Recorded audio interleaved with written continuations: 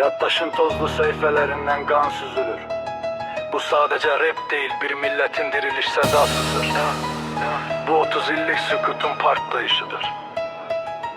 Ritim tam dahil olur.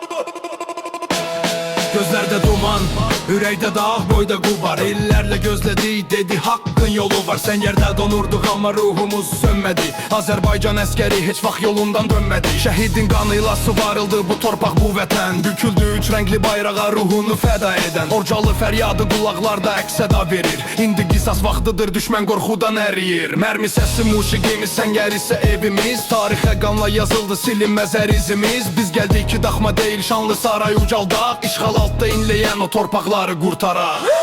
Qarabağ canımızdan keçən bir parça candır. Hər qarışında imzası olan şəhid qanıdır. Dəmir yumruq indi sındı zülmün sümükləri. Tarix yenidən yazdı məğlub edilməz ləşkəri.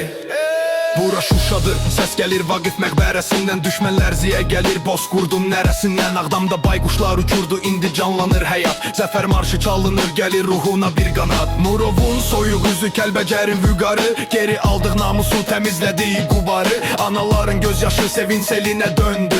30 illik ocağın icran ateşi söndü. Laçın dağları, dumanlı yolları artıq açıq. Düşmən qaçır qarşımızdan, pərişan bağrı yarıq. Pənah Əli xanın yurdu azad nəfəs alır. Zəfərin sədası bütün yer üzünə yayılır.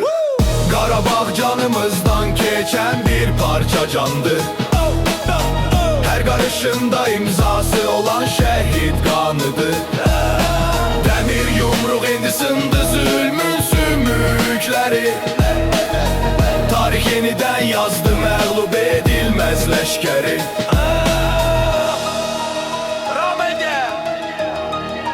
Yaddaşdan silinməz o qanlı dərə, o yoxuş, Qarabağ Azərbaycandır. Və salam, bitdi bu iş.